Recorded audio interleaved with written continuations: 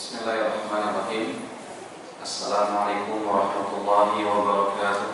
Waalaikumsalam warahmatullahi wabarakatuh.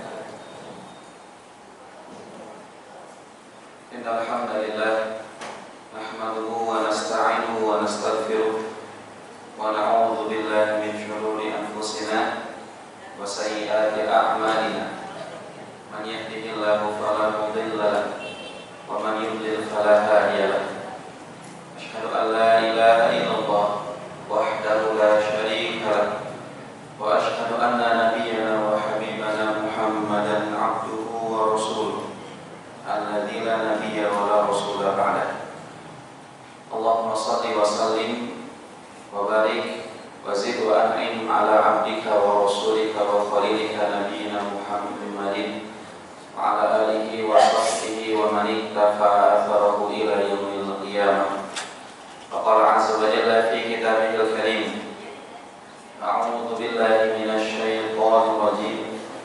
Ya ayyuhalladzina amanu taqullaha haqqa tuqatih wa la tamutunna illa wa antum muslimun. Allahumma 'allimna ma yanfa'una wanfa'na bima 'allamtana wa zidna 'ilma wa arinal haqqa haqqan warzuqna ittiba'ah wa arinal batila batilan warzuqna ijtinabah. Amma ba'du. Ikhwatal iman ayyuhal hadirun wal hadirat, Bapak Ibu rahimani wa rahimakumullah. Pertama-tama kita memuji Allah Subhanahu wa taala, mengakui dengan tulus akan kebesaran dan keagungan Allah Subhanahu wa taala. Dialah Allah Rabb kita yang maha sempurna dalam balutan nama-namanya yang maha indah dan sifat-sifatnya yang maha tinggi. Allah Sang Maha Pencipta yang mengatur alam semesta dengan sangat sempurna, yang memberikan kepada kita kenikmatan, kemudahan, hidayah dan kasih sayang yang Allah curahkan hingga sampai saat ini. Mudah-mudahan kita termasuk dari hamba-hamba Allah yang pandai bersyukur kepada Allah Subhanahu wa taala. Dan Nabi sallallahu alaihi wasallam mengingatkan kita dalam hadis Tirmidzi, beliau mengatakan, "Man kana aminan fi sirri mu'afan fi badani indahu qutu yaumi fa ka'annama hizat lahu dunya." Siapa yang dia di pagi harinya diberikan keamanan di rumahnya, di RT-nya, di sekitarnya, di RW-nya, di negerinya, Allah berikan keamanan. Jangan sampai nikmat aman yang memang luar biasa itu baru kita rasakan setelah Allah cabut hal tersebut dari diri kita. Maka keamanan adalah nikmat yang luar biasa. Bahkan sebagian para ulama menyebutkan bahwa nikmat aman ini lebih besar daripada sehat dan makanan. Kenapa? Karena ketika tidak aman, maka orang susah mencari makanan. Ketika tidak aman, maka orang pun ketika punya duit berobat pun juga akan susah mencari sebab untuk menyembuhkan sakitnya. Maka nikmat aman ini nikmat yang luar biasa. Dan Nabi mengatakan siapa yang di pagi harinya dia merasakan keamanan, kemudian mu'afan fi badani, badannya sehat. Insyaallah yang hadir di sini diberikan kesehatan oleh Allah Subhanahu wa taala. Meskipun kadang besar lagi sakit. Kalau jujur juga sakitnya kita dengan sehatnya kita lebih banyak dan lebih banyak sehatnya kita daripada sakitnya kita. Maka kesehatan nikmat yang kedua yang Nabi sebutkan dalam hadis tersebut, dan yang ketiga adalah indahu qutu yaumi, dia memiliki makanan di hari tersebut. Maka tiga nikmat yang dimiliki seseorang di pagi hari ini, keamanan, sehat, dan makanan di hari ini. Nabi tidak menyebutkan makanan 1 bulan ke depan, karena sebagian orang ada yang memang 1 bulan sudah tercover kebutuhannya karena gajinya secara bulanan, maka justru nikmat dia lebih besar. Dan Nabi mengatakan yang tadi, tiga hal tadi apa? Aman, sehat, dan juga makanan di hari tersebut seakan-akan mendapatkan dunia dengan segala isi-isinya. Maka apa yang kita keluhkan, nanti kita bersyukur kepada Allah Subhanahu wa taala. Ikhwatal iman ayyuhal hadirun rahimani wa rahimakumullah.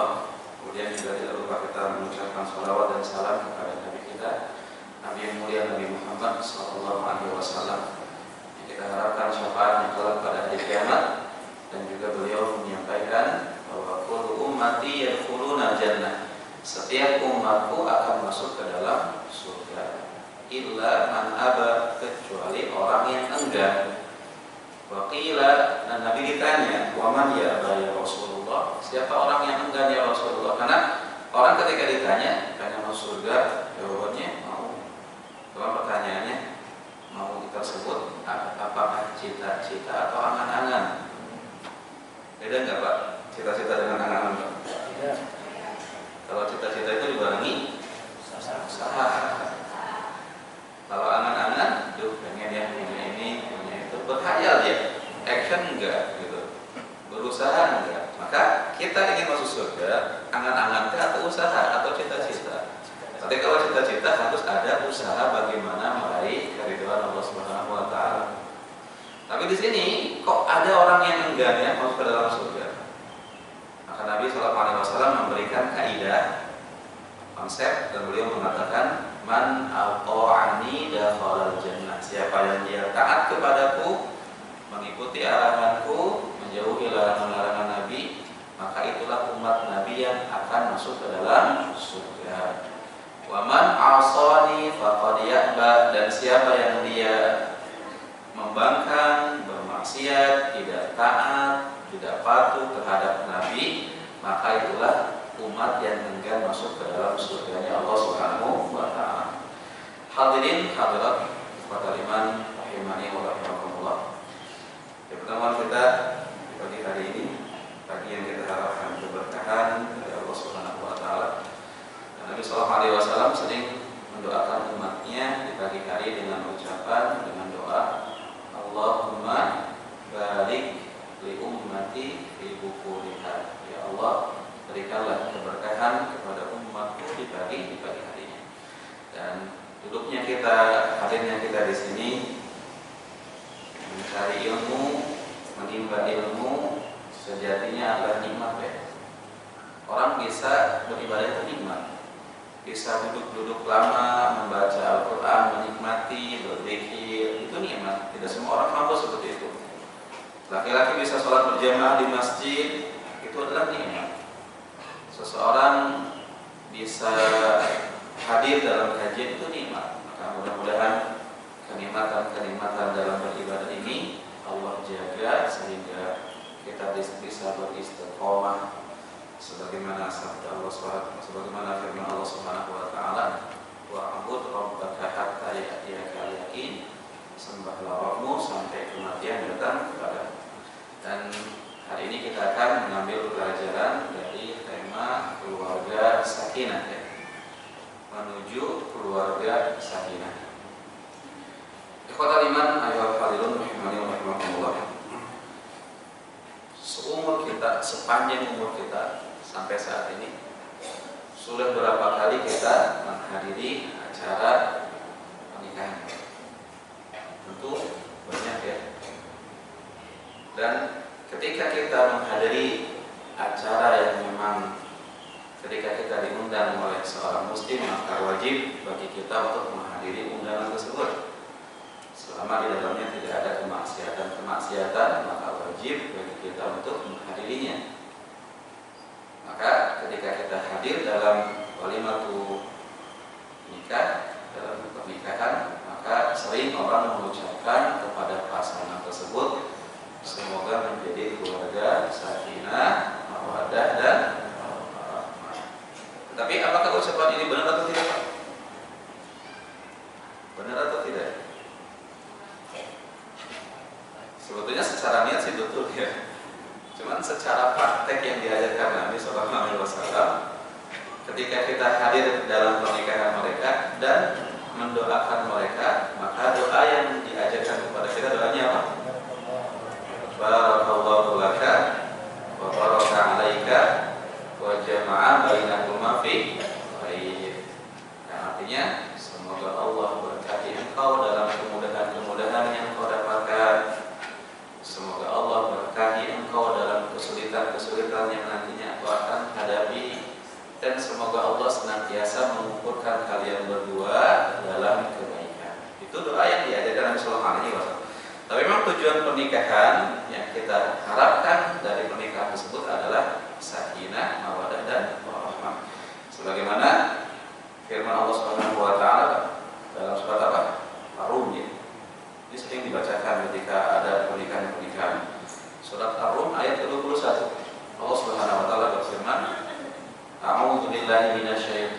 jin. Wa min ayatihi an khalaqalakum min anfusikum azwajan litaskunu ilaiha wa ja'ala bainakum mawaddatan wa rahmah. Inna fi dzalika laayatin liqaumin yatafakkarun.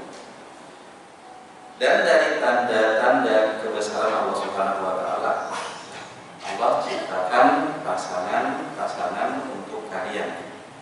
Allah jadikan untuk kalian istri-istri yang harapannya kalian mendapatkan sakinah darinya. Dan Allah menjadikan di antara kedua kalian yaitu mawaddah dan warahmah. Maka tujuan dari pernikahan adalah menghadirkan sakinah, mawaddah, warahmah. Maka ketika dalam pernikahan hadir sifat-sifat ini, maka mungkin kita katakan bahwa dia sudah mendapatkan surga dunia. Karena kenapa? Kebahagiaan yang berkepanjangan. Karena pernikahan bukan sesuatu yang sebentar, akan lama. Maka ketika dia menikah mendapatkan sakinah, mawaddah, warahmah, maka bahagia dan bahagia yang berkepanjangan. Dan sebaliknya, ketika pernikahan tidak menghadirkan sakinah, tidak menghadirkan mawaddah, tidak menghadirkan warahmah, maka mungkin kita katakan apa? Neraka ini. Karena penderitaan bagi suami yang berkepanjangan dan juga penderitaan bagi istri yang berkepanjangan. Kadang ada orang-orang yang sebelum menikah baiknya luar biasa, menunjukkan kebaikan-kebaikan, tetapi ternyata setelah menikah terbongkar aib-aib yang parah sekali, sehingga dia pun tidak merasakan cinta, tidak merasakan ketenangan, tidak merasakan kasih sayang di sana. Maka penderitaan yang berkepanjangan. Nah, maka untuk bisa mendapatkan pernikahan yang sakinah ini, mawaddah warahmah ini, maka perlu diusahakan, perlu dicari langkah-langkahnya. Maka mungkin poin pertama menuju keluarga sakinah, mawaddah warahmah, untuk mendapatkan keluarga yang sakinah, mawaddah warahmah, poin yang pertama apa? Nikah dulu lah. Kalau nggak nikah, gimana dia mendapatkan keluarga yang sakinah? Agama Islam, agama yang sejalan dengan fitrah ya. Agama yang memang secara fitrah sejalan lurus, tidak seperti mereka-mereka yang niatnya kadang bagus, kadang niat bagus tetapi caranya salah, dibenci oleh Allah Subhanahu wa taala.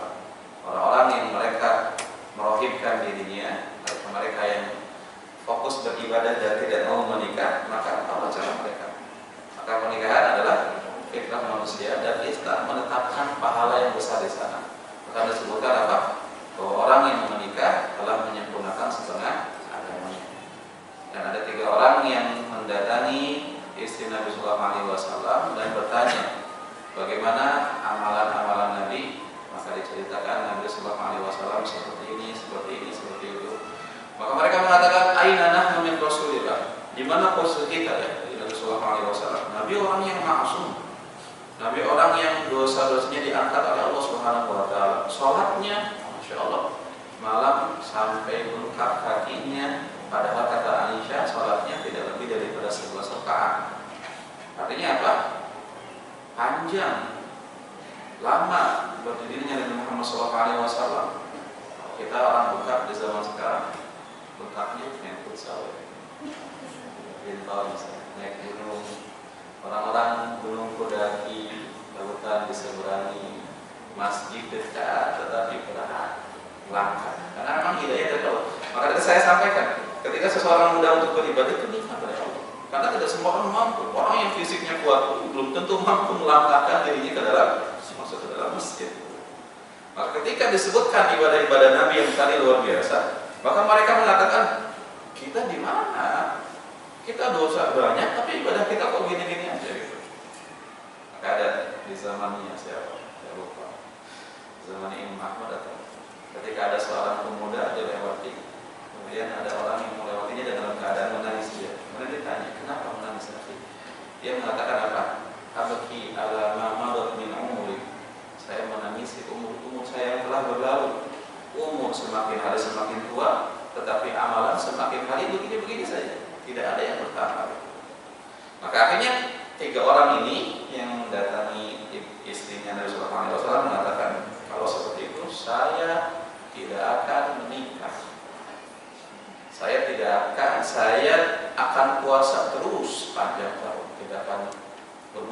artinya tidak setiap hari berpuasa. Kemudian dia mengatakan yang satu, saya akan sholat malam terus, tidak akan tidur. Dan yang ketiga, saya akan beribadah terus, tidak akan menikah, mengasingkan diri dari wanita. Maka Nabi pun mendengarkan ucapan orang tersebut dan Nabi mengatakan, antumul ladzi qultum kada wa kada, kalian yang mengucapkan kalimat ini. Maka Nabi mengatakan, saya adalah Nabi dan saya adalah orang yang bertakwa dari kalian. Tetapi saya menikahi perempuan, saya puasa, saya buka, saya sholat malam, dan saya tidur. Dan siapa yang membenci sunnahku, maka dia bukan termasuk dari umat Nabi Sallallahu Alaihi Wasallam. Jadi kadang ada kebaikan-kebaikan yang diinginkan, tapi kalau caranya tidak sesuai dengan syariat itu salah. Makanya kan syarat diterimanya ibadah itu dua, ikhlas, mutaba'ah. Sini mutaba'ah ini penting, karena kadang-kadang orang berpikir ini kan bagus, amalnya secara logik kan bagus, tapi kalau secara syariat tidak ada tuntunannya tidak bisa. Logika tidak, akal tidak boleh dibawa di sini. Harus ittiba kepada contoh Nabi Muhammad SAW. Baiklah, itu pertama. Yang kedua, Pak, kalau mau pernikahan sakinah harus dilandasi dengan ilmu. Ini ilmu penting. Dan ilmu tersebut harus sinkron antara teori dan praktek yang konsisten. Coba teori yang bagus tanpa praktek yang konsisten itu bagaimana? Jelek ya, mandul. Tapi sebaliknya, ada yang praktek konsisten tapi tanpa didasari dengan ilmu. Bagus atau tidak? Ya, bisa tersesat dia seperti itu. Maka harus ada dua hal tadi, antara ilmu yang baik dengan praktek yang konsisten. Maka kalau rumah tangga ingin sakinah, maka bangun rumah tangga tersebut di atas ilmu. Karena ilmu adalah fondasi dalam segala hal. Sholat fondasinya ilmu, puasa fondasinya ilmu, zakat fondasinya ilmu. Maka pernikahan pun juga fondasinya adalah ilmu. Dan ilmu itu harus adanya kapan, Pak? Sebelum, sedang, atau setelah? Sebelum. Makanya ada perkataan Imam siapa? Yang menyebutkan dalam kitabnya babun al-ilmu qabla al-qawli wal amal. Bab tentang ilmu itu harus dikedepankan sebelum berucap dan sebelum berbuat. Siapa yang mengucapkan dan menuliskan itu? Yang menjawab? Masya Allah. Al-Imam Bukhari yang menyebutkan ini. Maka saya tanya di sini, bapak-bapak dan ibu-ibu yang hadir di sini, dulu sebelum menikah berilmu atau tidak? Kan katanya sebelum nikah. Nyambil lah Ustaz. Nanti ilmunya nanti setelah pernikahan baru kita berilmu. Kalau kita diwawancara kerja sama orang HRD misalnya, kalau dia ditanya sama HRD, apa yang Bapak punya supaya kami menerima Bapak di sini? Dia mengatakan, ilmu saya masih belum ada, Pak. Saya mau belajar aja di sini. Kira-kira. Emang kita tempat belajar ente di sini? Enggak. Harus ilmu terlebih dahulu. Gitu. Bagaimana mau sakinah, mau ada warahmah kalau sebelum pernikahan ilmunya tidak ada. Terus solusinya apa, Pak? Nikah lagi? Kacau gitu. Bukan menambah, bukan mengasih solusi, tapi menambah masalah. Nah, maka harus berilmu. Dan ilmu itu bisa didapatkan dengan cara seperti ini, kajian. Di zaman sekarang orang itu mudah dalam mencari ilmu itu. Allah bukakan pintu ilmu itu luar biasa di akhir zaman itu. Tetapi memang keberkahan ilmunya beda. Dulu Jabir bin Abdullah radhiyallahu ta'ala anhu demi mendapatkan satu hadis sampai harus lama beli kendaraan baru, perjalanan 1 bulan pulang 1 bulan, 2 bulan perjalanan dengan modal yang tidak sedikit, usahanya, hartanya dikorbankan untuk ilmu hanya demi mendapatkan berapa hadis? 1 per Syam. Ya, karena beliau mendengar di sana ada seorang sahabat yang mendengar hadis dari Nabi dan beliau belum pernah dengar dari sahabat-sahabat yang lain. Di zaman sekarang modalnya apa? Jempol, scroll atas, scroll bawah. Ini seperti saya yang scroll sebetulnya. Tapi keberkahan ilmunya mana? Dahulu karena saking susahnya ilmu itu dapat diamalkan. Sekarang orang baca hadis itu mudah, ilmu di kitab di gadget itu berapa banyak PDF ilmu di sana, tapi keberkahan ilmunya mana? Maka kata Imam rahimahullah, ilmu sudah sangat luar biasa. Maka pelajari tentang pernikahan, ya. Dan pertanyaannya, kalau mau sakinah mawaddah warahmah yang belajar siapa? Semuanya. Suami harus belajar, istri juga harus belajar, bahkan masya Allah ya, seorang yang bergandengan tangan dalam thalabul ilmi seperti itu, sebagaimana mereka bersatu dalam ketaatan kepada Allah. Mudah-mudahan Allah kumpulkan mereka di surganya Allah Subhanahu wa taala. Tapi menyebutkan dalam hadis apa? Rahimallahu ra'an. Semoga Allah merahmati seorang suami yang bangun di malam hari, salat tahajud dia, dan dia tidak mau keutamaan itu dia dapatkan sendirian. Dia pun bangunkan istrinya dengan lembut, kadang diciptakan air untuk dibangunkan, dibisikkan, ayo kita sholat, kita bergenggaman tangan di dunia dalam kebaikan, ketaatan. Mudah-mudahan kita pun akan bergenggaman tangan nanti surganya Allah Subhanahu wa taala. Dan juga sebaliknya, Allah merahmati seorang wanita yang bangun di malam hari, membangunkan suaminya, membisikkan dengan lembut kalimat yang tadi. Nah, jadi yang harus belajar itu siapa? Suami belajar, istri belajar, anak pun juga belajar. Harus dibawa, harus. Intinya apa? Mereka harus ngaji juga. Bagaimana caranya mereka harus belajar bagaimana suami haknya, kewajibannya apa, istri haknya apa, kewajibannya apa, anak apa, kewajibannya apa, haknya. Maka semuanya harus belajar. Nah, terus pertanyaannya lagi apa?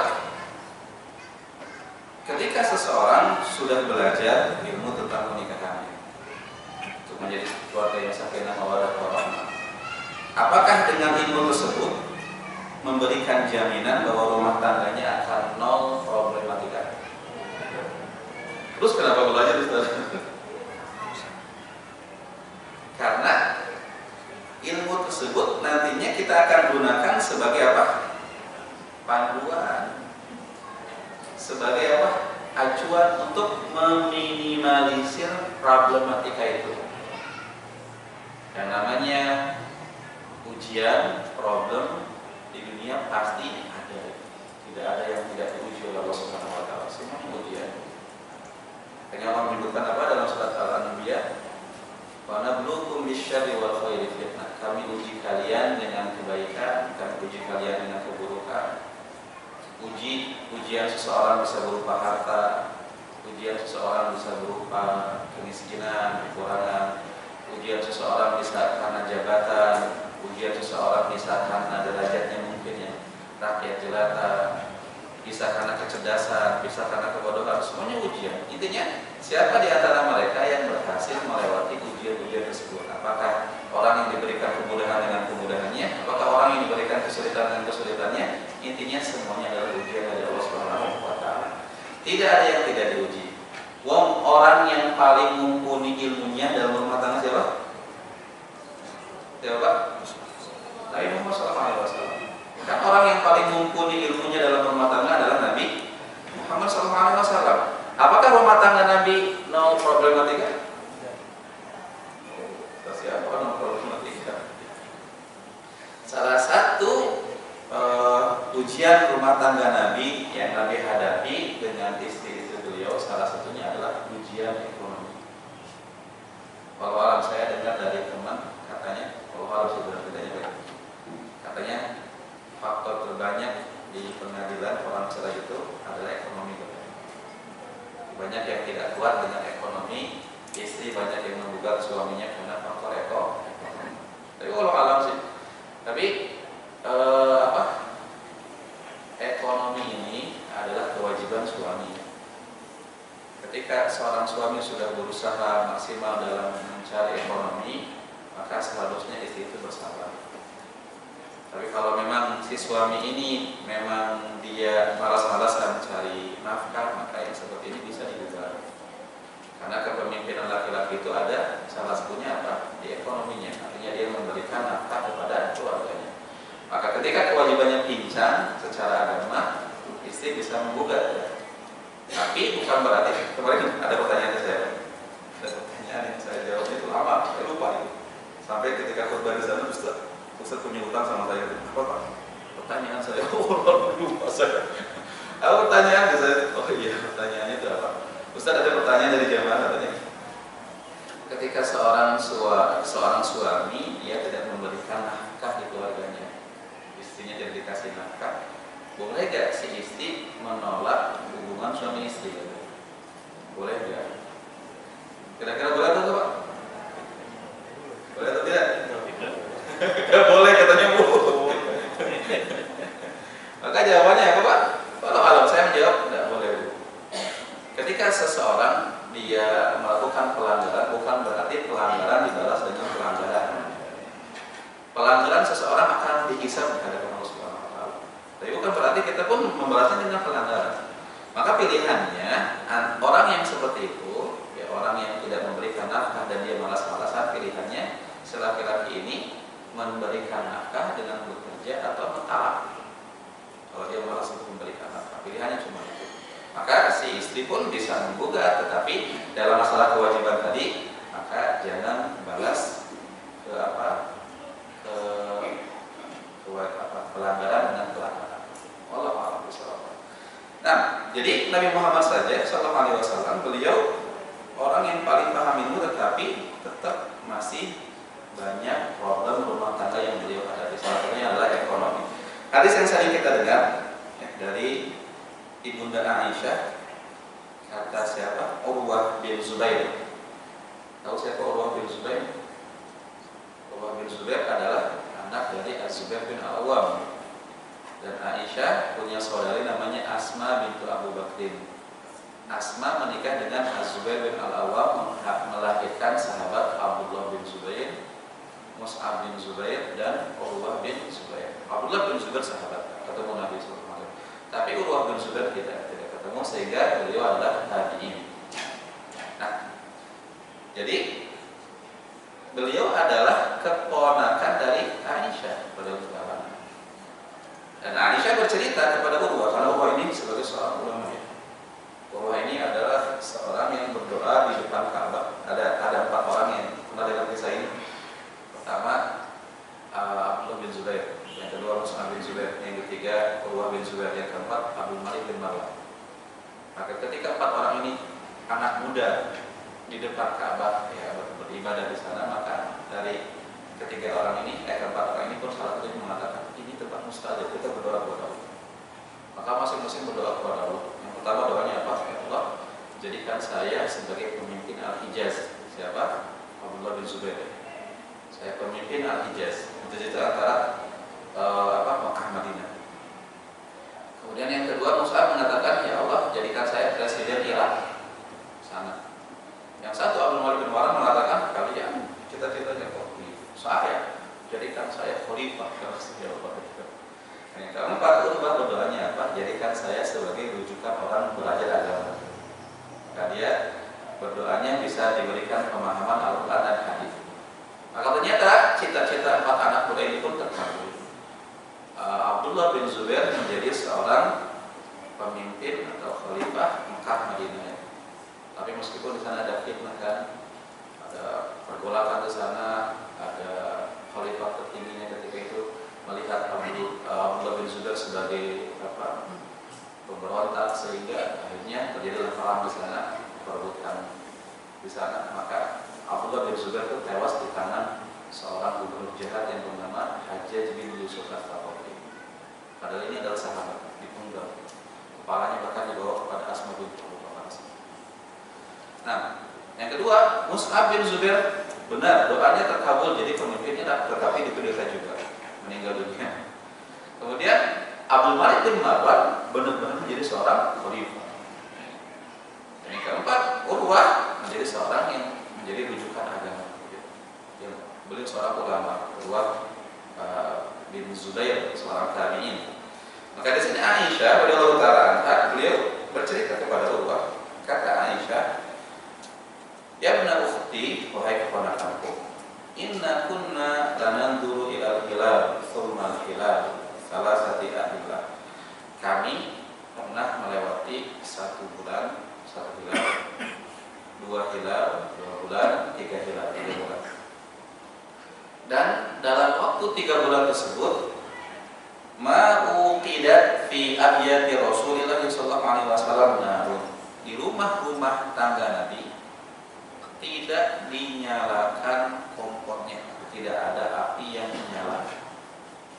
Selama berapa bulan nih Pak? 3 bulan. Artinya apa ketika tidak dinyalakan apinya? Bukan tidak masak, tidak ada yang dimasak. Kalau tidak masak orang pilihan, tidak ada yang dimasak. Pernah tidak kita dalam rumah tangga kita menghadapi ujian se-ekstrim ini? 3 bulan tidak ada sesuatu yang bisa dimasak. Sehingga apa yang kita keluhkan? Mungkin kita diuji oleh Allah Subhanahu wa Ta'ala, tapi intinya kadang masih bisa makan sehari, masih bertahan. Tapi 3 bulan bertahan, tidak ada makan. Dan ini Aisyah menyebutkannya bukan fi baiti Aisyah, tetapi fi abyati Rasulillah, di rumah tangga di istri-istri yang juga sama seperti itu. Maka di sini Urwah bertanya, "Ya khala wahai bibi, maka yu'ishukum, apa yang membuat kalian bertahan selama 3 bulan tersebut?" Apa kata Aisyah?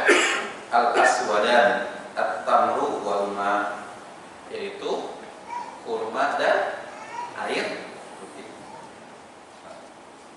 Coba bisa dibayangkan. Kurma dan air putih. Kira-kira kita kalau 3 bulan makan kurma dan air putih bertahan tidak Pak? Kita mungkin mati dengan kebosanan ya. Kalau diganti misalnya ya, jangan kurma dan air putih, makanan yang sama tapi setiap hari, misalnya nasi uduk misalnya.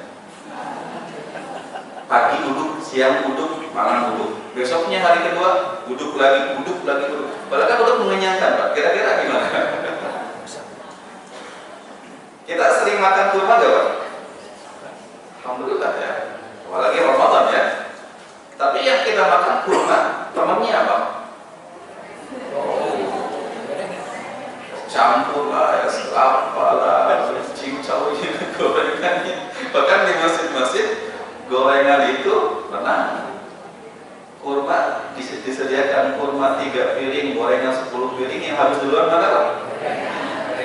Karena gorengan is always the best gitu ya. Itulah kita. Tidak masalah sebetulnya. Cuma intinya di sini Nabi Sallallahu Alaihi Wasallam bertahan bersama istri-istrinya hanya mengkonsumsi kurma dan air putih. Tapi apakah dengan ujian ekonomi tersebut membuat Nabi menceraikan istri-istrinya? Membuat Nabi dalam kesehariannya, katanya orang yang lagi kelaparan itu kan sensitif ya. Apakah Nabi sering pemarah kepada istri-istrinya? Tidak. Kenapa? Karena ilmu itu. Maka ilmu itu tidak bisa menghilangkan masalah, tetapi ilmu bisa menjadi panduan di dalam menghadapi masalah. Maka poin yang pertama Pak, sebetulnya ini merujuk semuanya ya, adalah pernikahan yang sakinah mawaddah warahmah, maka harus dilandasi dengan ilmu yang baik, dan ilmu itu harus terkombinasi antara teori yang baik dan juga praktek yang konsisten. Nah, poin yang kedua, ketiga. Poin yang ketiga. Yang pertama itu intermezzo. Ya, mau menjadi pernikahan yang sakinah pertama harus nikah dulu ya, itu Pak intermezzo. Gak apa-apa, dimasukkan ke dalam poinnya, nggak apa-apa. Yang ketiga, keluarga tersebut harus dibangun di atas ketakwaan. Di atas ketakwaan.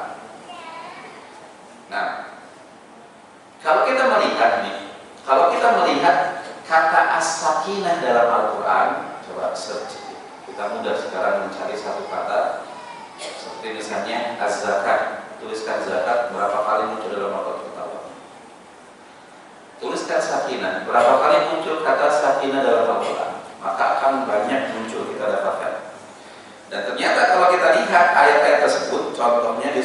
Al-Fath ya. Al-Fath.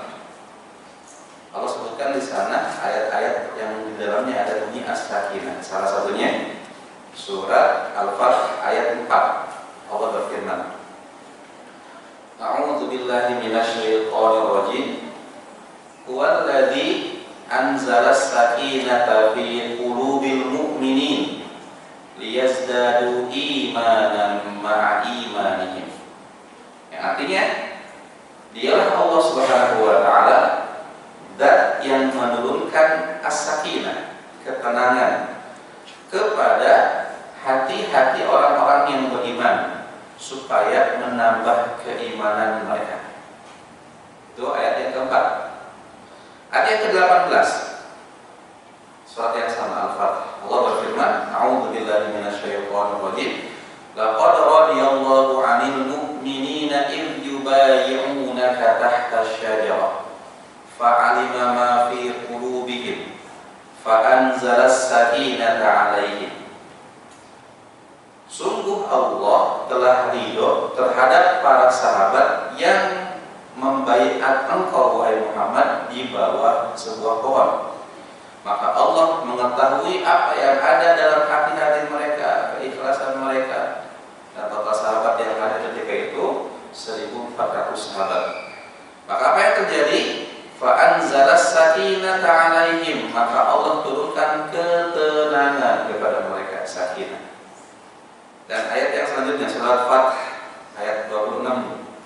Allah berfirman di tengah-tengahnya, fa'anzalallahu sakinatahu 'ala rasulihi wa 'alal mu'minin. Maka Allah turunkan ketenangan kepada rasulnya Nabi Muhammad dan juga kepada orang-orang yang beriman. Sehingga kalau kita lihat dari ayat-ayat tersebut, satu poin yang penting di sini apa?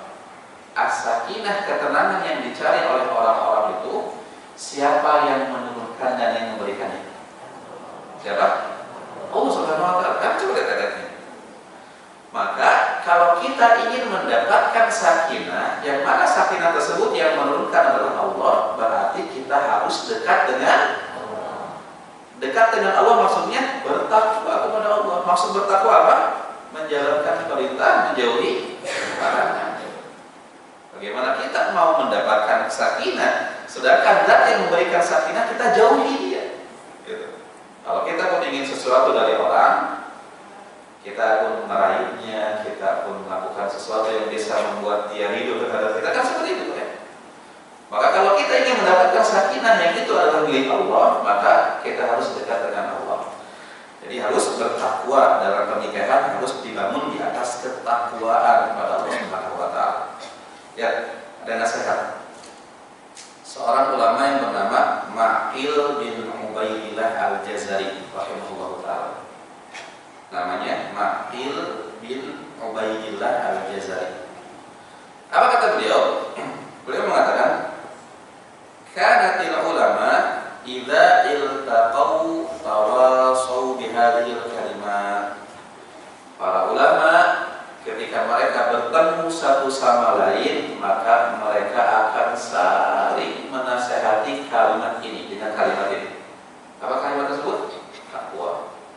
Jadi kalau mereka dekat satu sama lain, yang mereka ingatkan adalah keimanan, ketakwaan kepada Allah Subhanahu. Dan alangkah bahagianya ya kalau kita memiliki pasangan, memiliki teman yang ternyata ketika kita dekat diingatkan ketakwaan, kebaikan, amalan-amalan itu hadir.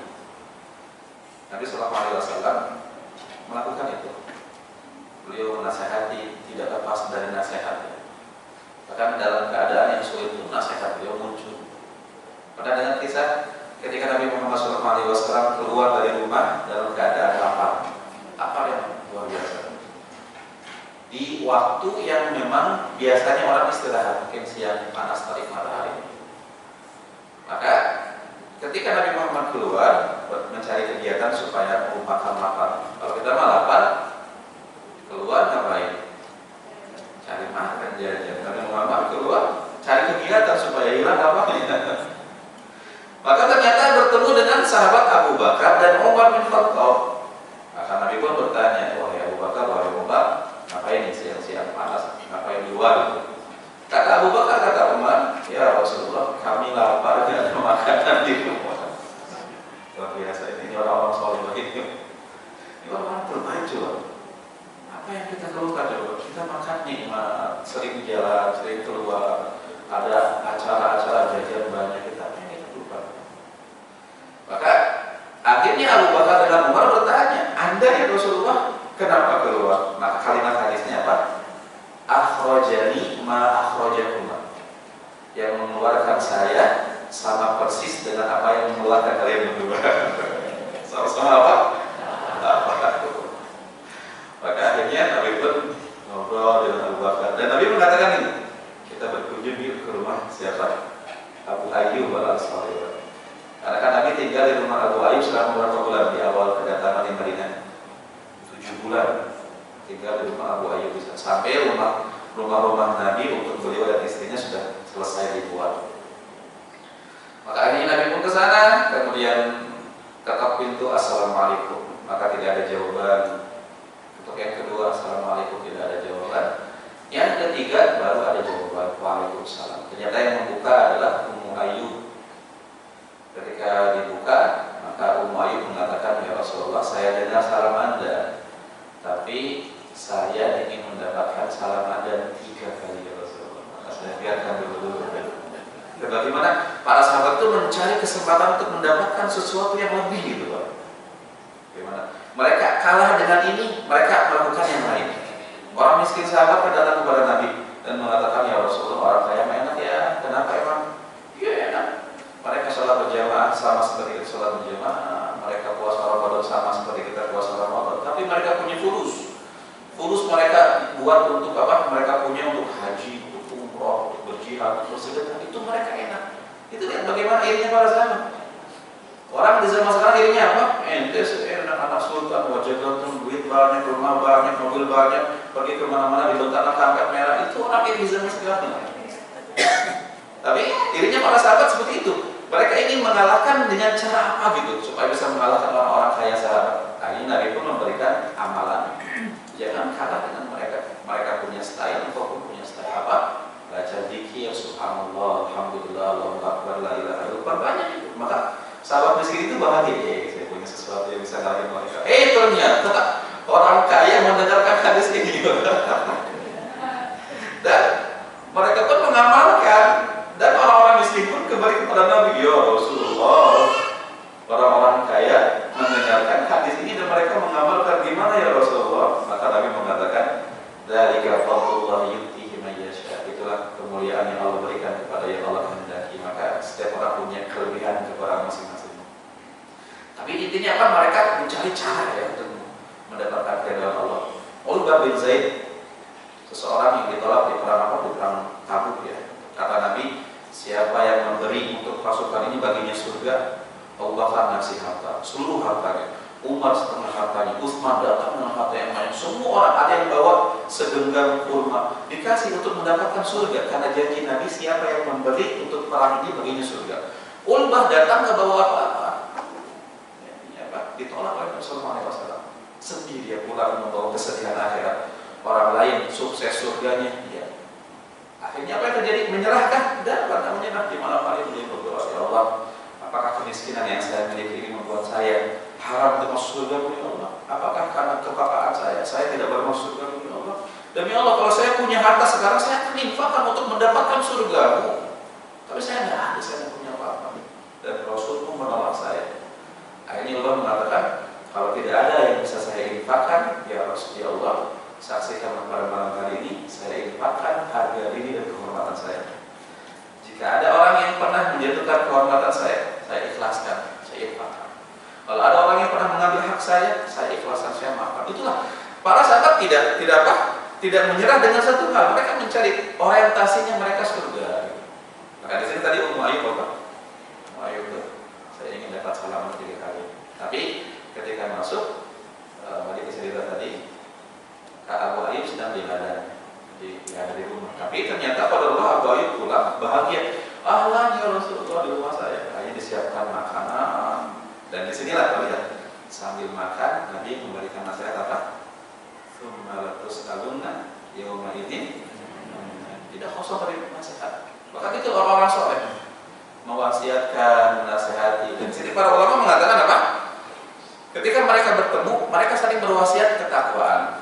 Wa idza qabu, kalau mereka tidak bertemu, kata biha ba'duhum ila ba'd, maka mereka mengirim surat satu sama lain. Dan isi suratnya apa? Saya baca. Annahu man aslaha sariratahu aslahallahu alaniyatahu. Artinya, siapa orang yang memperbaiki sarirahnya, rahasianya, kesendirian dia, orang mudah bertakwa dalam keramaian mudah terlihat, tapi dalam kesendirian susah, tidak menjamin. Dan di sini kata para ulama dalam wasiat mereka, siapa yang memperbaiki rahasianya, sarirahnya, kesendirian dia, maka Allah Subhanahu wa Ta'ala akan memperbaiki hal-hal yang zahir dan nampak darinya. Jadi siapa yang menjaga kesendiriannya, maka Allah akan jaga zahirnya. Mungkin boleh jadi ada orang yang dibongkar aibnya, zahirnya banyak masalahnya, gitu kan. Boleh jadi yang seperti ini sebabnya apa? Karena hubungan sarirahnya dengan Allah, rahasianya dengan Allah itu tidak baik. Kemudian juga kata ulama, wa man aslaha ma bainahu wa bainallah kafallahu ma bainahu wa bainan nas. Dan siapa yang dia memperbaiki hubungan dia dengan hubungan dengan Allah, maka Allah akan perbaiki hubungan dia dengan hubungan manusia. Ya. Jadi bolehnya ada kerenggangan dalam hubungan sesama manusia yang terjadi karena hubungan dengan Allah pun juga tidak baik. Boleh jadi setelah kita berumah tangga bertahun-tahun, tiba-tiba ada keretakan di sana, hubungan yang tidak baik dengan istri kita. Boleh jadi karena sebab hubungan kita dengan Allah tidak baik. Karena zat yang menyatukan hati seseorang siapa? Allah. Yang menggabungkan hati seseorang siapa? Allah. Maka lihat, Allah memberikan tantangan kepada Nabi Muhammad SAW. Allah berfirman di surah Al-Anfal ayat 63. Wa allafa baina qulubihim. Dialah Allah zat yang menyatukan hati-hati seseorang. Lau anfaqta ma fil ardi jami'an ma allafta baina qulubihim walakinna Allah allafa bainahum innahu azizun hakim. Jika seandainya engkau wahai Muhammad menginfakkan segala yang ada di muka bumi ini semuanya, maka engkau tidak bisa menyatukan hati seseorang. Karena tadi yang menyatukan hati itu siapa? Allah. Apapun yang kita lakukan, kalau Allah belum menyatukan, tidak akan.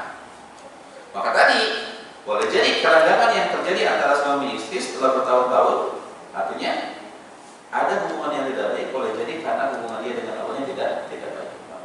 Maka bangun rumah tangga itu dengan ketakwaan, menjaga hubungan kita dengan Allah Subhanahu wa Ta'ala, maka Allah akan turunkan sakinah, ketenangan. Nah, kita hidup di zaman yang luar biasa fitnahnya. Kita punya teman yang selalu membersamai kita, manfaatnya ada, tapi mudaratnya banyak sekali. Apa teman tersebut? Apa? Ya, kita punya teman yang selalu membersamai kita, tidur bersama kita, bahkan sebagian orang ada toilet pun masuk dengan handphonenya juga, gitu kan? Semuanya bersama dia dalam setiap saat, gitu kan? Manfaatnya ada, tapi bahaya jika yang memegangnya bukan orang-orang yang bertakwa. Bisa bermaksiat dengan handphone tersebut, mata jajan melihat yang diharamkan, laki-laki melihat aurat-aurat perempuan, dan juga sebaliknya. Melihat yang diharamkan, nyicil dosa pagi, lihat Instagram, lihat yang diharamkan, sejak kemudian sudah istirahat, lihat lagi, nyicil lagi pahala, nyicil lagi dosanya, nyicil lagi. Orang di zaman sekarang nonton film-film Hollywoodnya, drama Koreanya. Bagaimana mau sakinah kalau seandainya hubungan kita dengan Allah tidak baik? Maka tadi yang kedua, poin yang kedua itu sangat penting. Dan kebahagiaan selalu sejalan lurus dengan ketakwaan. Dalam rumah tangga ini bahagia, maka dari takwa. Kebahagiaan selalu sejalan dengan ketakwaan. Kalau tidak takwa, jauh dari Allah, Allah berikan jaminan hidupnya susah. susah, sulit, tidak bahagia. Apa dalilnya Ustaz? Apa dalilnya? Surat Thaha ayat 124. Allah Subhanahu wa taala berfirman, "Wa man a'rada an dzikri fa inna lahu ma'isyatan dhanka." Siapa yang dia berpaling dari peringatanku, jauh dari aturan Allah Subhanahu wa taala, maka apa yang terjadi? Baginya kehidupan yang sempit, kehidupan yang sesak. Meskipun dohirnya duitnya banyak gitu, meskipun jabatannya tinggi, ya, meskipun dia menunjukkan senyuman seakan-akan bahagia, tapi mungkin gak mereka memanipulasi senyumannya? Mungkin gak orang kafir merekayasa, membuat skenario tentang senyumannya? Kebahagiaannya benar gak mereka mendapatkan kebahagiaan? Sedangkan kita beriman kepada Allah, dan Allah tidak mungkin berdusta. Allah maha benar dengan ucapannya. Dan Allah menegaskan dalam Al-Quran yang kita imani, bahwa orang-orang yang berpaling dari aturanku, maka dia tidak akan merasakan kehidupan yang damai, kehidupan yang bahagia. Dia akan mendapatkan kehidupan yang sempit dan sesak di dunia. Maka tadi boleh jadi ada orang-orang yang duitnya kurang, rumah sempit, kendaraan seadanya, gitu kan, kehidupannya tidak terlalu baik dari sisi ekonomi, tapi dia bahagia karena dekat dengan Allah Subhanahu wa taala. Tapi boleh jadi ada orang-orang yang rumahnya mentari, wajahnya ganteng, istrinya cantik, anaknya pintar-pintar, tapi ternyata dia tidak merasakan kebahagiaan dan kedamaian yang tertantang. Kenapa? Karena dia jauh dari Allah Subhanahu wa taala. Baik, nah itu poin yang ke berapa, Bu? 3. Poin yang keempat, suami istri menjalankan kewajibannya dengan baik. Poin yang keempat tadi, ilmu dengan baik, cari ilmu yang baik tentang pernikahan. Yang kedua, takwa kepada Allah. Yang ketiga, yang keempat ini adalah suami istri menjalankan kewajiban dengan baik. Istri menjalankan kewajibannya dengan baik, suami menjalankan kewajibannya dengan baik. Maka cukup untuk seorang suami, Nabi Sallallahu Alaihi Wasallam mengajarkan kepada kita bahwa Nabi mengatakan, khairukum li ahli. Sebaik-baiknya kalian adalah mereka-mereka yang baik terhadap istrinya, dan saya adalah yang terbaik terhadap istrinya. Itu ucapan Nabi Muhammad Sallallahu Alaihi Wasallam. Allah berfirman, wa'ashiruhunna bil ma'ruf. Hai para suami, bermuamalah dengan istri dengan cara yang baik. Maka pahami gini Pak, dalam rumah tangga itu seseorang yang paling berhak mendapatkan baiknya kita adalah pasangan kita. Ini berbuat baik kepada pasangan ya, dengan cara tadi menjalankan kewajibannya masing-masing, berbuat baik kepada mereka, itu adalah pintu surga yang besar ya, membuka tabir pahala yang besar. Kenapa gini? Durasi Pak, kita bisa durasi gini. Durasi kita beribadah, orang bersedekah dalam 1 bulan berapa kali sih? Dalam seminggu berapa kali sih? Orang puasa sunnah berapa kali sih dalam sepekan misalnya? Orang sholat berapa jam sih dalam sehari? Tapi ketika kita bermuamalah dengan istri, berapa hari Pak? Berapa? Ya setiap hari, setiap saat. Bahkan ya kalau misalnya orang yang kerjanya di rumah, orang yang memang kerjaannya fleksibel, sering ketemu sama istri. Ya mungkin ada orang yang kerja 8 jam, 7 jam sehari, sisanya kan bersama istrinya, bersama keluarganya. Maka kalau orang menjalankan kewajiban dengan benar, maka arwah pahalanya itu akan berjalan lancar. Mulai dari bahasa yang baik, kan? Orang yang paling berhak mendapatkan baiknya kita siapa? Istri kita. Kalau seandainya kita ngasih hadiah kepada teman, bawa sesuatu kepada teman, maka yang lebih berhak mendapatkan hadiah adalah istri kita. Kalau seandainya kita bisa memaafkan kesalahan-kesalahan teman, maka yang lebih berhak mendapatkan pemaafan kita siapa? Istri kita. Saya senang sama kajian yang Ustaz Abdul muslim. Beliau kalau memberikan nasihat kena atau saya. Maka beliau sering menyampaikan ini. Tafakur ini, coba berpikir seperti ini. Kita baik sama bos kita kalau ngomong dengan bos kita milih-milih kata supaya tidak menyakiti dan menyinggung dia. Kita ngobrol sama teman-teman kita nyaman sampai ngalor ngidul gitu. Kemudian kita pun juga sama tetangga baik, di luar seperti kelinci yang manis, tapi masuk rumah seperti singa yang ganas. Kita melupakan hak orang yang paling berhak dengan kita. Punya teman-teman di grup di WhatsApp, kita aktif di sana. Anak ganggu sebentar, sama-sama sibuk kalau kita sama-sama. Maka bayangkan, ketika kita meninggal dunia, bayangkan, bos yang kita baiki, kata-kata kita jaga, tidak menyinggung dia. Kira-kira kalau kita meninggal dunia ngapain dia? Raya sehari ngasih amplop keluarganya sudah. Setelah itu ingat kita atau tidak? Teman-teman yang kita kalau ngobrol ngalor ngidul sama gitu. Makanya kalau sama teman bisa ngalor ngidul, sama istri harus ngalor ngidul nyata ngulang. Begitu. Jadi harus apa? Harus lebih gitu, harus lebih kepada keluarga itu. Maka teman-teman grup yang kita ramai di media, kita pun aktif di sana. Kalau kita meninggal dunia, apa yang mereka lakukan? Ini orang sudah mati nih, tidak hapus, melupakan kita itu, Pak. Dan yang akan ingat kepada kita siapa? Istri sama anak kita. Maka antum kejam kepada mereka, baik kepada orang sedang kejam kepada mereka. Maka pahami bahwa orang yang paling berhak mendapatkan baiknya kita adalah keluarga kita, istri kita. Kalau kita bisa membahagiakan orang lain, maka istri yang paling berhak mendapatkan kebahagiaan tersebut. Maka ini untuk suami. Maka Nabi memberikan nasihat-nasihat bahwa bahagiakanlah mereka, bermuamalah dengan baik dengan mereka, bicara yang baik dengan mereka, tutur kata yang baik dengan mereka, berlemah dengan mereka. Ya. Saya pernah dengar cerita, meskipun ini ceritanya tidak paham hadisnya benar atau tidak. Dia mengatakan hadisnya lemah dan mengatakan tidak ada asalnya. Tapi sering diceritakan oleh ustaz-ustaz sini. Yaitu ketika Umar bin Khattab dimarahi oleh istrinya. Jadi ada orang-orang Baduy, dia tiap hari dimarahi istrinya, dia udah bosan, dia stres, dia pun ingin cerita kepada Umar bin Khattab. Maka dia pun datang kepada Umar. Ternyata ketika ingin curhat ke Umar pun sedang diomelin istrinya.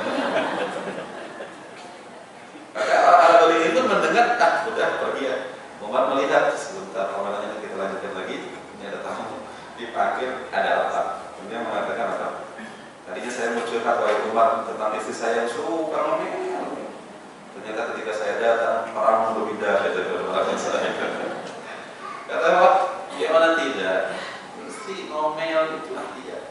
Ada satu hal yang tidak kita sukai, tapi dia yang ngurusin kita, dia yang merawat kita. Kalau kita sakit, dia yang merawat. Bahkan istri yang salehah, orang tua kita pun juga sakit, siapa yang merawat anak-anak kita? Dan selesainya pengorbanan mereka melahirkan anak-anak kita tidak sebanding dengan apa yang mereka omelkan dengan kita. Maka sama juga. Nah, jadi poin yang ketiga tadi adalah menjalankan kewajiban-kewajibannya, berbuat baik kepada pasangan suami. Pahami hadis-hadis tersebut. Apakah hadis-hadis tadi itu ya? Wa khairukum li ahli wa ana khairukum li ahli. Sebaik-baiknya kalian adalah yang paling baik kepada istrinya. Nabi mengatakan orang terbaik itu bukan presiden, bukan ini, tetapi orang terbaik adalah orang yang bisa baik kepada istrinya. Nah, sekarang untuk ibu-ibu, untuk akhwat, maka pahami kewajiban masing-masing. Ya, Nabi SAW pernah berjumpa dengan seorang ibu-ibu ya. Dan Nabi mengatakan, ada di zaujin anti, apakah engkau punya suami? Kata ibu tersebut, nah ya Rasulullah, iya saya alhamdulillah sudah menikah. Kemudian Nabi mengatakan, bagaimana sikapmu terhadapnya?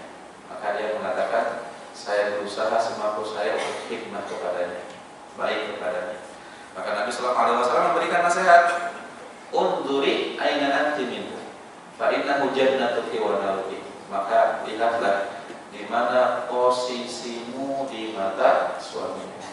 Karena kenapa? Karena dia bisa menjadi surgamu dan juga bisa menjadi neraka. Bahkan ketentuan syariat, kita bicara tentang ketentuan syariat, seorang wanita yang sudah menikah, ketika akad sudah sah, saya terima ini dan sah, maka semenjak itu surga dan neraka yang sebelumnya ada di orang tuanya berpindah kepada suaminya. Ini bagi para akhwat. Ustaz, kok seperti itu ya? Padahal kan yang mendidik kita, yang merawat kita, yang membiayai kita kan orang tua kita. Kok kita kalau sudah gede, malah baiknya kita kok diambil sama mereka? Pertama, ini aturan syariat. Karena aturan syariat mungkin ada yang bisa dipahami dengan akal, ada yang tidak gitu. Atau mungkin kalau misalnya kita ingin mencari hikmah-hikmahnya apa, Allah alamnya ini pun juga bisa menjadi surga mereka kan. Ketika ada seorang gadis yang solehah setelah menikah dan taat kepada suaminya, ini bisa menjadi penyebab surga orang tuanya. Dan yang kedua mungkin contoh lah, misalnya kita hidup dan dirawat oleh orang tua kita sampai 25 tahun ya.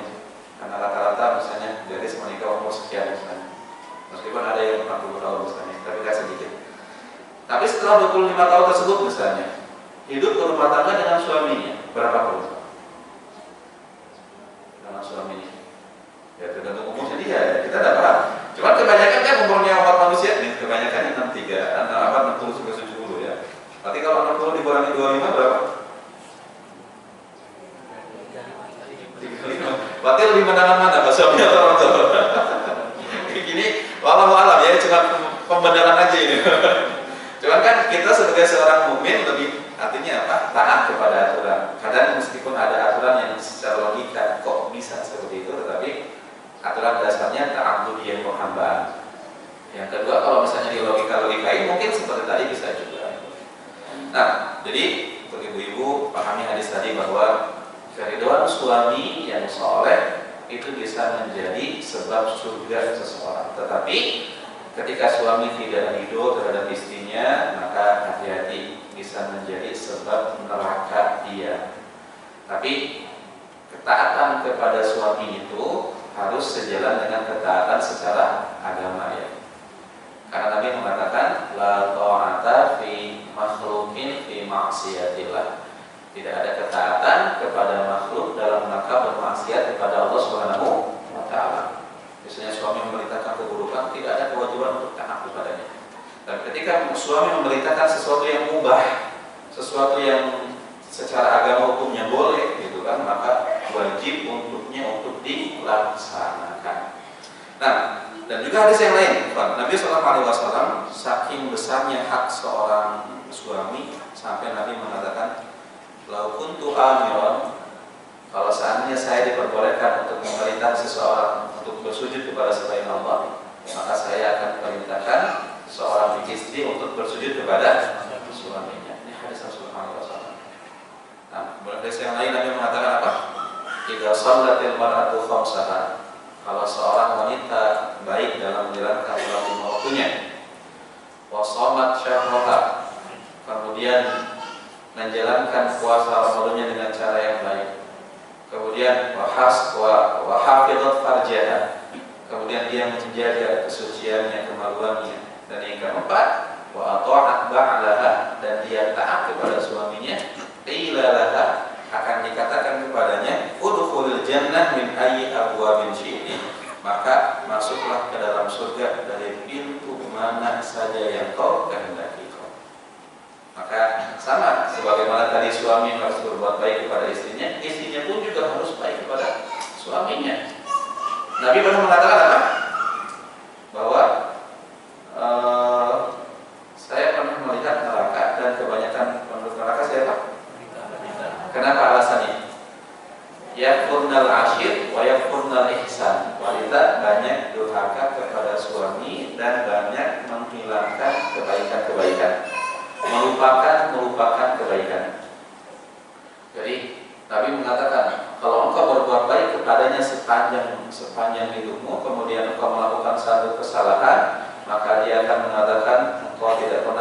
berbuat baik kepada saya.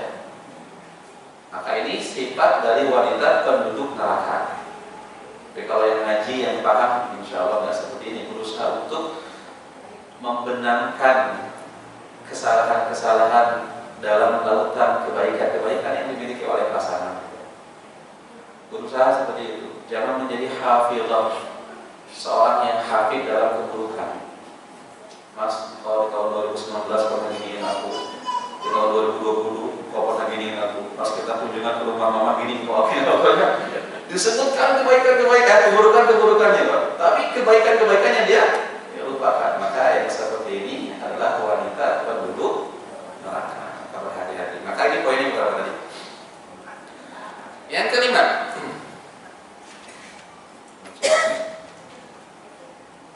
bersabar di atas kekurangan pasangannya. Bersabar di atas kekurangan pasangan. Kenapa? Karena tidak ada yang sempurna di dunia ini. Kesempurnaan itu adanya di mana, Pak? Di surga, insya Allah. Jadi kesempurnaan akan Allah berikan nanti kepada seseorang di surga. Bahkan orang di surga kan tidak tidur ya. Kalau kita kan masih butuh tidur karena apa? Karena kita lemah, membutuhkan tidur untuk istirahat kita. Tapi di surga orang tidak tidur. Orang nggak buang air kecil, nggak buang air besar. Di kita, kalau ada orang minum banyak, misalnya berkendala pipisnya, bermasalah. Orang makan, maka kalau nggak keluar, maka bermasalah. Karena kita lemah, badan ini lemah. Tapi nanti di surga Allah akan sempurnakan seseorang. Berarti tidak ada kesempurnaan di dunia. Kesempurnaan itu hanya ada di surga. Dalam segala hal di dunia tidak ada yang sempurna. Mobil tidak ada yang sempurna, makanan tidak ada yang sempurna, minuman tidak ada yang sempurna, istri tidak ada yang sempurna, suami tidak ada yang sempurna, pemimpin tidak ada yang sempurna, rakyat juga sebaliknya, ustaz tidak ada yang sempurna, semuanya tidak ada yang sempurna. Dan sengaja Allah simpan kesempurnaan di surga supaya orang merindukan kesempurnaan. Maka nikmatilah sesuatu yang kita miliki yang tidak sempurna di ikhlas. Ya, insya Allah nanti Allah akan berikan kesempurnaan itu di surga. Ada kisah ya yang sering disampaikan saya Rozak. Saya dari Ustaz Firanda, Abdul Rozak sering cerita dalam masalah rumah tangga. Berulang-ulang cerita kisah tersebut. Saya bebas pernah ditanya oleh anak muda bahwa anak muda ini ternyata menceraikan istrinya karena hal yang sepele, hal yang bukan kesalahan fatal, hal yang sepele sebagai kesalahan manusia. Maka akhirnya Syekh bin Baz memberikan nasihat kepada anak muda tersebut dan mengatakan apa? Al-hurul 'ain fil jannah. Beliau mengatakan apa? Bidadari itu adanya di surga. Tidak ada bidadari di Jatiwaringin, tidak ada. Bidadari di Bekasi, tidak ada. Setiap orang punya kesalahan. Sebagaimana engkau punya kesalahan, istrimu pun juga punya kesalahan. Sebagaimana engkau pun juga bukan malaikat, istrimu pun juga bukan bidadari. Semua kita mempunyai kesalahan dan ketidaksempurnaan. Maka bersabarlah di atas ketidaksempurnaan tersebut. Jangan sampai tadi kalau ada kesalahan-kesalahan, misalnya suami ada kesalahannya, ya ini manusia. Kemudian dia kebaikan-kebaikannya, dia cari nafkah untuk kita, dia melindungi kita, dia mengayomi kita, kan? Juga sama seorang istri pun juga sama melakukan satu kesalahan, maka ingat yang lain, dia yang ngurusin kita. Gitu. Maka jangan sampai seperti tadi hanya fokus di titik hitamnya saja, tetapi fokuskan kepada kebaikan-kebaikannya. Jangan melihat keburukan-keburukannya, tetapi benarkan keburukannya dalam lautan kesempurnaan. Nabi mengatakan apa? La yanzuru la yaqtu mu'minun mu'minatan. Tidak boleh seorang suami membenci istrinya in kariha minha khuluqan. Kalau dia benci satu sifat atau satu perangai dari istrinya, maka radiya minha apa, dia akan ridho dari perangai istrinya yang lain. Nah, baik. Ikhwatal iman ayyuhal hadirin rahimani wa rahimakumullah. Itu poin keberapa, Bu? Gimana ya? Ini lanjut ini. ke-6 yaitu mengendalikan kebosanan dalam rumah tangga. Kebosanan dalam rumah tangga. Siapa di sini yang nikahnya paling lama, Pak? Ada yang pernikahannya 40 tahun di sini misalnya. Ada yang nikahnya 50 tahun misalnya. Pertanyaannya, bosan gak lihat pasangan? Karena kan ada kaidah bahwa rumput tetangga lebih hijau. Paha orang itu lebih putih daripada paha istri. Istilahnya, sifat dasar manusia memiliki sifat itu. Dia mudah bosan. Makanya tadi nanti poin yang selanjutnya nanti, kalau kecintaannya hanya sebatas syahwat itu sebentar. Tapi kalau kecintaannya karena Allah Subhanahu Wa Taala, maka akan kuat di sana. Sebelum kita ngomong panjang tadi, sakinah, mawaddah, warahmah, tahu nggak perbedaannya bahwa sakinah itu ketenangan ya, kita tenang dengan pasangan kita ngelihatnya masya Allah tenang. Yang kedua, mawaddah itu adalah cinta yang timbul karena keuntungan. Mawaddah itu cinta yang hadir karena khidmah seorang istri. Artinya ada keuntungan yang dia dapatkan. Dia dirawat, dijaga, dia mendidik anak kita, dia cuci piring di rumah, dia ngopel di rumah. Kita ngelihatnya ada muncul cinta, itu disebut mawaddah itu. Karena adanya khidmah dari mereka. Sedangkan rahmah itu adalah cinta karena Allah Subhanahu Wa Taala. Kasih sayang yang muncul bukan karena tendensi keuntungan, bukan karena keuntungan. Sehingga ketika seorang istri tidak bisa memberikan lagi manfaatnya kepada kita, ternyata dia sakit, tidak bisa ngurusin kita, dan si suami masih sayang kepada istrinya, maka inilah rahmah yang ada di dia. Gitu. Nah, itu perbedaan antara sakinah, mawaddah dan rahmah.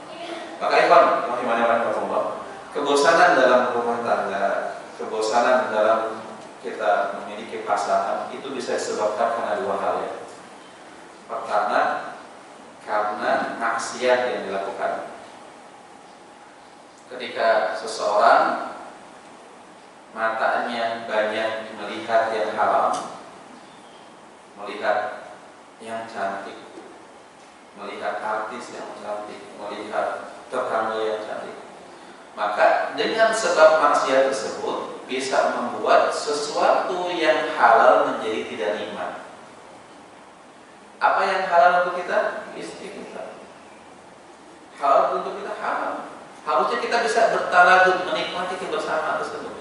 Tapi karena mata ini bermaksiat, membanding-bandingkan, apalagi ada tadi studi banding, studi banding, melihat istri tetangga, melihat istri sendiri, di studi bandingin, artis kurang tuh cantik, kamu di rumah gue petek. Ya Pak, artis tersebut kalau dagang sejam, mau bapak saya dagang sejam gitu. Artinya apa? Kebosanan ini kadang muncul karena salah satunya apa? Maksiat mata, maksiat jajar, studi banding dengan pasangan kita. Maka membuat kita itu tidak bersyukur dengan apa yang kita miliki. Yang kedua mungkin apa? Kurangnya refleksi, kurangnya suasana baru. Artinya bisa dengan jalan-jalan, sapa, bisa dengan beli hadiah, saling ngasih hadiah, bisa dengan main game yang dibolehkan ya. Seperti Nabi Sallallahu Alaihi Wasallam bersama istrinya Aisyah kan, Nabi pernah ngajak lari kan, keluar dari rutinitas rumah tangga, yuk kita jalan, yuk lari sama saya, sama aku. Akhirnya dalam hari pertama lomba, akhirnya yang menang adalah Aisyah karena Aisyah masih kurus ketika itu. Maka setelah itu, maka Nabi pun mengajak lagi, yuk sekarang berlari lagi sekarang. Maka ternyata Nabi yang menang karena Aisyah sudah agak gemukan. Maka Nabi mengatakan satu-satu untuk kekalahan yang dahulu. Maka dengan seperti ini, refresh seperti ini, dengan tadi menahan pandangan kita dengan refresh bisa menghilangkan apa? Mengendalikan kebosanan kita dalam rumah tangga. Dan yang poin yang selanjutnya kita hentikan sampai sini ya, sampai 11 ya. Karena amanah yang disampaikan saya yang 11. adalah tempelkan kecintaan yang tabi'i kita kepada kecintaan kepada Allah Subhanahu wa taala. Artinya tempelkan pada kecintaan tabi'i kita. Kecintaan tabi'i itu kecintaan natural ya, kecintaan syahwat. Kita mencintai pasangan karena apa? Karena syahwat. Dengan kecintaan kepada Allah Subhanahu wa taala. Jadi jangan hanya sebatas cinta secara syahwat, tetapi cintai dia karena Allah Subhanahu wa taala. Nah, kalau orang sudah cinta karena Allah, maka dia tidak akan melihat kulit, tidak akan melihat rupa, tetapi dia akan melihat kesolehan di sana. Kalau cinta karena fisik, fisik bisa hilang, fisik bisa keriput, bisa pucat, bisa yang sebagainya. Maka ketika kecintaannya hanya karena syahwat, maka ketika hal tersebut sudah pudar, maka akan hilang juga kecintaannya. Tapi karena kecintaan, ketika dia cinta karena Allah Subhanahu wa taala, maka kecintaannya akan hadir selama hayat masih dikandung kepadanya. Maka jangan hanya sebatas cinta istri karena syahwat, tetapi cintai mereka karena Allah Subhanahu wa taala. Nah, kemudian tadi ya, jauhkan studi banding tadi. Dalam masalah pasangan tidak ada studi banding aja seperti itu. Dek, kamu kok enggak seperti ibumu yang penyabar ya? Enggak seperti adikmu yang dia itu rajin dan tidak malas ya? Pasangan kita dibanding-bandingin sama keluarganya saja nggak mau, Pak. Apalagi dibandingin sama istri tetangga. Dek, kok kamu nggak seperti Fulan ya? Masya Allah, seperti anaknya Fahrun, cara menghadapinya luar biasa. Mungkin sebaliknya juga, si istri pun bilang sama suaminya, misalnya, Mas kok nggak seperti papa kamu sih, nggak seperti adik kamu, nggak senang dia. Tuh lihat Abu Fulan tuh, lihat, oh luar biasa, ngaji, rajin dan sebagainya. Mungkin dia akan marah, ya sudah kalau seperti itu nikah saja itu Abu Fulan gitu. Maka tidak senang dengan studi banding seperti itu, maka jangan dibandingin pasangan kita. Dia punya kekurangan, dia punya kelebihan, maka stop. Artinya kalau mau nasihatin yang baik, jangan ada studi banding dengan mereka. Dan yang terakhir yang saya sampaikan adalah jauhkan buruk sangka dalam rumah tangga. Kecuali kalau ada tendensi yang memperlihatkan itu. Seperti misalnya ketika Nabi Yusuf alaihissalam, ketika Nabi Yakub didatangi oleh kakak Nabi Yusuf kan ya, ketika Nabi Yusuf dilempar ke dalam sumur, maka dibawa bajunya, dikasih darah di sana, maka kemudian nangis mereka di waktu sore dan mengatakan bahwa Nabi Yusuf dimakan serigala. Maka Nabi Yakub melihat pakaiannya berlumuran darah, tetapi pakaiannya itu tidak compang-camping, tidak bolong-bolong. Serigala mana yang makan mangsanya kok baik kayak gitu? Maka ada kecurigaan. Maka di sini pun Nabi Yakub pun curiga kepada kakak-kakaknya. Nah, pada dasarnya tidak boleh berprasangka buruk kepada suami. Ya, sama kepada istri juga tidak boleh berprasangka buruk. Cukup hadis Nabi mengatakan iyyakum wadzan, berhati-hatilah dengan prasangka buruk. Karena yang namanya prasangka itu adalah seburuk-buruknya perkataan, seburuk-buruknya adalah hadis. Maka jangan banyak berprasangka, apalagi sampai memata-matai, melihat-lihat, ya bertajasus istri, sering ngecek HP suaminya, gitu kan. Gak senang Pak, tiba-tiba istri jadi detektif itu gak senang kita. Tiba-tiba dibuka-buka, Papa ini kok dihapus pesan ini siapa? Ini Sari siapa? Suaminya bilang Sari Pudin gitu. Mungkin ada apa? Ada suami yang pengecut tentunya ya. Suami ini sebetulnya kalau ngomong sama orang poligami berani dia, padahal dalam hati tidak ada niatan gitu. Tidak ada, dia takut ya, ini tidak siap juga. Tapi ketika istrinya dengar, Papa dengar gini-gini pada ngomong, dia jadi ngelihat, wah daripada digini-gini jadiin aja langsung gitu kan. Hati-hati itu. Nah, jadi Pak Ulama mengatakan apa? Di zaman sekarang ya, sebetulnya haram bagi seorang istri membuka HP suaminya. Ada pasal-pasalnya seperti itu, tidak boleh modal. Maka jauhilah prasangka dalam rumah tangga. Maka mudah-mudahan poin-poin yang saya sebutkan ini bisa memberikan wawasan dan mudah-mudahan bisa kita amalkan. Dan tentu sekali lagi bahwa sakit keyakinan mawaddah warahmah itu datang dari Allah Subhanahu wa taala, maka untuk mendapatkan pernikahan yang seperti itu, maka silakan, mudah-mudahan langkah-langkah yang tadi bisa kita amalkan. Wallahu a'lam bishawab. Tapi Pak, proyek coba. Tadi yang pertama apa? Ya, nikah dulu. Oke, nomor 1 nikah dulu. Yang kedua? Bangun rumah tangga dengan ilmu. Yang ketiga? Bangun di atas ketakwaan. Yang keempat? Suami istri menjalankan kewajibannya masing-masing, berbuat baik pada pasangannya masing-masing. Yang kelima? Bersabar dalam kekurangan pasangan, karena ya mengendalikan kebosanan. Jadi hati-hati, bosan itu bisa karena maksiat ya. Yang ketujuh, mengarahkan kecintaan tabii kepada kecintaan kepada Allah Subhanahu wa taala. Yang kedelapan, studi banding, jangan studi bandingin pasangan. Yang kedelapan, yang kesembilan, jauhi berburuk sangka dengan pasangan. Wallahu a'lam bishawab. Baik, itu mungkin yang bisa saya sampaikan di kesempatan ini. Barakallahu fiikum. Baik Pak, saya bacakan beberapa pertanyaan yang kalau saya bisa jawab. Ya, izin bertanya Ustaz, bagaimana sebaiknya sikap suami yang membawa istrinya tinggal bersama ibu mertua dan istrinya tidak berkenan, sedangkan ibu mertuanya sudah janda? Baik Pak, kadang ya dalam kehidupan itu kita berdoa kepada Allah, mudah-mudahan antara mertua dengan menantu itu bisa akur ya, bisa satu visi misi gitu, tidak saling berebutkan anak gitu. Tapi pertama perlu pahami gini, berbaktinya suami kepada ibu itu hukumnya wajib. Dan yang kedua, istri setelah menikah dengan sang suami, istri punya hak ke rumah.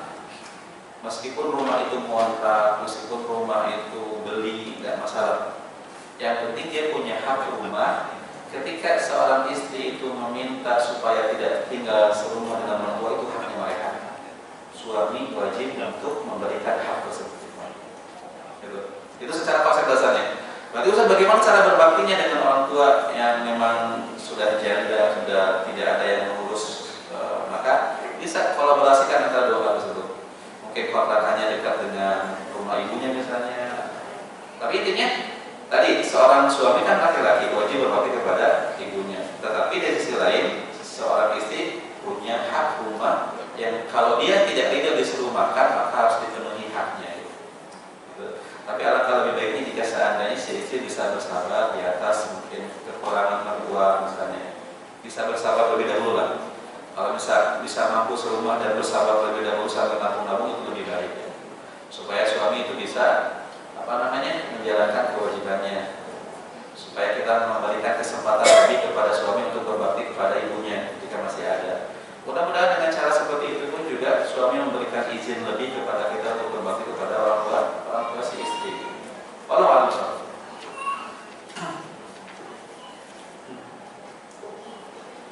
Kalau suami belum benar-benar bertakwa kepada Allah, bagaimana sikap istri? Selama ini istri belajar agama sendiri dan dari orang tua. Apakah cukup istri doakan saja suami dan doakan keluarga agar semua baik-baik saja diberikan keberkahan oleh Allah? Karena istri sudah pelan-pelan menyarankan, tapi masih banyak hal yang belum sejalan dengan syariat. Baik, ikhwatal iman rahimani wa rahimakumullah.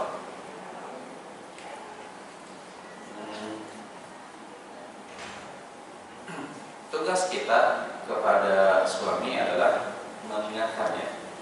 Sekali lagi ingat bahwa hati di tangan Allah Subhanahu wa taala, bukan di tangan kita. Sehebat-hebat Nabi Nuh alaihissalam saja, tetap kalau Allah belum memberikan hidayah kepada istrinya untuk beriman, tidak mengetahui. Maka hati di tangan Allah Subhanahu wa taala. Maka lihat, kalau saya sih melihatnya gini, ini tidak bertakwanya itu dalam sisi hal apa? Kalau seandainya di dalamnya ada nuansa kesyirikan, maka ini berbahaya. Maka ibu harus memperinci ketakwaannya itu seperti apa. Jadi ada orang-orang yang misalnya dia melakukan kesyirikan ini berbahaya. Ada orang-orang yang misalnya meninggalkan sholat ini berbahaya. Seorang suami, kalau kata Syekh Utsaimin, kalau tidak sholat suami itu, istri itu berhak untuk meminta talak. Kalau kata Syekh Utsaimin, karena kenapa? Dia kan punya hak bimbingan dari seorang suami. Ketika dia tidak mendapatkan bimbingan tersebut, berarti ada kecacatan dalam kepemimpinannya. Tapi kalau misalnya pelanggaran yang dia lakukan itu tidak terlalu parah, maka sebaiknya bersabar. Hadirkan lingkungan yang baik dengan dia, gitu kan. Nasihati sedikit-sedikit, karena tugas kita adalah menasihati, gitu kan. Dan juga barengi dengan doa yang tulus di waktu-waktu mustajab, karena ingat tidak ada yang tidak mungkin di sisi Allah Subhanahu Wa Taala. Dengan kita berusaha. Kita baru saja ada kisahnya siapa, Umar bin Khattab. Yang Umar bin Khattab itu galak sekali, kemudian banyak menyiksa kaum muslimin. Sampai ketika ada seorang yang mengatakan, apakah engkau berharap Umar akan masuk Islam? Kemudian dia mengatakan iya. Kemudian orang tersebut mengatakan Umar tidak akan masuk Islam sampai keledai bapaknya bisa ngomong asyhadu alla ilaha illallah. Saking pesimisnya, karena Umar sangat jahat ketika itu. Jadi para sahabat pun pesimis melihat Umar nggak mau. Tapi kan hati tangan siapa? Ternyata sekejap Allah balikan. Tapi memang proses ada. Umar banyak dengar tentang Al-Quran. Umar melihat Bilal bin Rabah yang tadinya hina, tapi setelah masuk Islam kok dia berani menantang seperti itu. Artinya ada proses di sana sehingga Allah pun bukakan hati Umar. Maka berani usaha itu pelan-pelan dengan bersabar dan juga dengan berdoa. Nah, pertanyaan selanjutnya, apabila sebelum tidur kita mengucapkan semisal ya Allah hamba ikhlas dan ridho apa yang menjadi ketentuanmu, sementara kita sendiri kadang tidak tahu sejauh mana kebenaran kata-kata tersebut, apakah diperbolehkan kalimat tersebut sebagai sujud? Apakah diperbolehkan berkata dengan kalimat tersebut sebagai sugesti positif atau masuk ke dalam kemunafikan? Walau malamnya pertanyaan ini, apakah boleh ya kita mengucapkan sebelum tidur ya Allah hamba ikhlas dan ridho apa yang menjadi ketentuan? Tentu yang paling penting keikhlasan dan keridhaan itu apa yang ada dalam hati ya. Kalau apa yang kita ucapkan tidak sejalan dengan apa yang ada dalam hati kita, ya percuma. Tapi ketika kita ikhlas dan tidak diucapkan pun juga tidak masalah, karena Allah tahu hati kita. Itu yang paling penting adalah hati. Tapi kalau mau diucapkan, saya kira tidak masalah kalau memang dalam kesendirian ya. Karena dahulu ada seorang sahabat yang kata Nabi SAW akan masuk kepada kalian seseorang dari penduduk surga. Kemudian ada orang masuk, Abdullah bin Amr bin As melihat orang itu. Besoknya Nabi mengatakan akan masuk kepada kalian seorang penduduk surga. Orang yang sama sampai 3 kali. Maka Abdullah bin Amr bin As pun penasaran. Maka akhirnya dia membuat skenario bisa ketemu sama orang tersebut, ngobrol dan minta izin tinggal di rumahnya. Maka ketika dia di rumahnya, dimata-matai amalan apa yang dia punya sehingga dia termasuk penduduk surga. Tetapi ternyata setelah diteliti tidak ada apa-apa. Akhirnya dia pun jujur.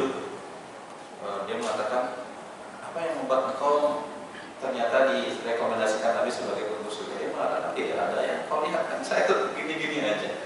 Tapi dia mengatakan apa? Saya sebelum tidur, saya selalu memaafkan kesalahan-kesalahan orang. Jadi dia ada seperti muhasabah diri sebelum tidur. Dia ada perasaan memaafkan kesalahan-kesalahan orang yang pernah menyakiti di hari tersebut. Maka besok mulai hari baru dengan hati yang baru. Maka kata Abdullah bin Amr bin As, itulah amalan yang susah, itulah yang membuat engkau dimudahkan masuk dalam surganya Allah Subhanahu wa Ta'ala. Maka Allah a'lam. Baik, Bapak Ibu, mungkin sama sini ya. Ada lagi tanya? Cukup ya. Naktafi bihadza, subhanakallahumma wa bihamdika, asyhadu an la ilaha illa anta, astaghfiruka wa atubu ilaik. Maaf jika suaranya tidak jelas ke belakang. Saya sudah dekat. Wassalamualaikum warahmatullahi wabarakatuh.